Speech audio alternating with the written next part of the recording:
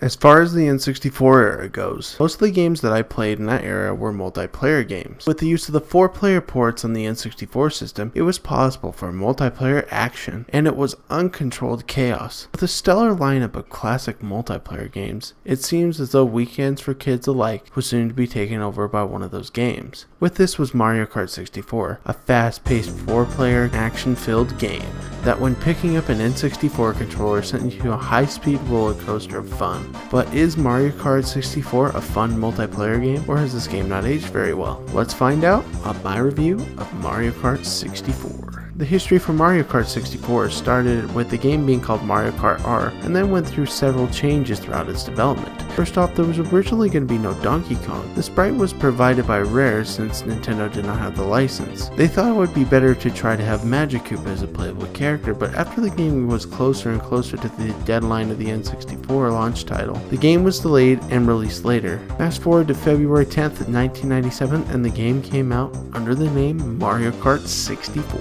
The gameplay for Mario Kart 64 is very simple. First off, you select a 1-player game, 2-player game, 3-player game, or a 4-player game. After selecting either one of those 4 game modes, then you'll decide between the 3 individual modes: Grand Prix, Time Trial, or Battle Mode. For this review, I'm just going to be showcasing the Grand Prix, and after selecting the character you're choosing, the game begins. After getting through the cup that you choose, this determines the outcome of the race. You can get gold, silver, or even bronze, and even to try again. Picking your characters really determine how the race may go, because the characters in this game come in a couple categories by weight.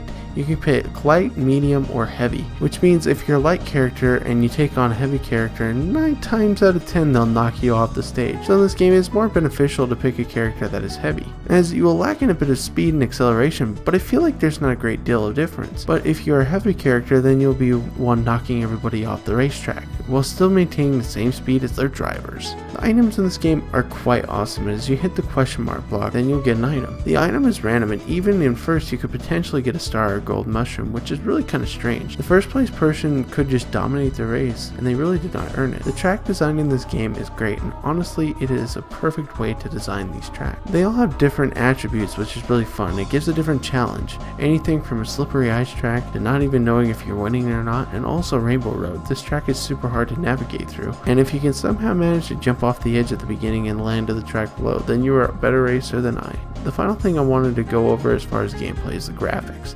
The graphics in this game are really good for the N64 era, with the sprites, but I feel like the environments as well as a lot of the models are actually really outdated. It's a lot like Mario 64, so I can't harp on it too much. But I do want to say one thing: I do think they look better than in Mario 64. The graphics in this game are actually pretty good, and I actually enjoy that part of the game a lot. The music and sound in this game is really good. The sounds in this game are super satisfying, and I really like how the karts and the crashes in this game sound. The only thing is, I don't like the annoying catchphrases that every character has to say. It's not really fun for my ears and I cannot stand it. However, the music is fantastic and it gets a 10 out of 10 in my eyes. There's no story to speak of this time around, just race and win and then the credits ensue. So with that, let's go to the pros and cons. The pros in this game completely outweigh the cons for the review. The graphics, sounds, and track design and music are awesome and adds a lot of flavor to the game. The cons are only really one thing: I cannot stand the annoying spamming voices. They fixed this in later Mario Kart games, but still they are too much and it gets super annoying super quickly. Mario Kart 64 is a simplistically fun racing game. Everything looks gorgeous to look at, and the game has great control as well as awesome music and track design. I give the score a 9.5 out of 10. I wish they did take care of that dang voice acting. It's something I didn't really enjoy. Anyway folks,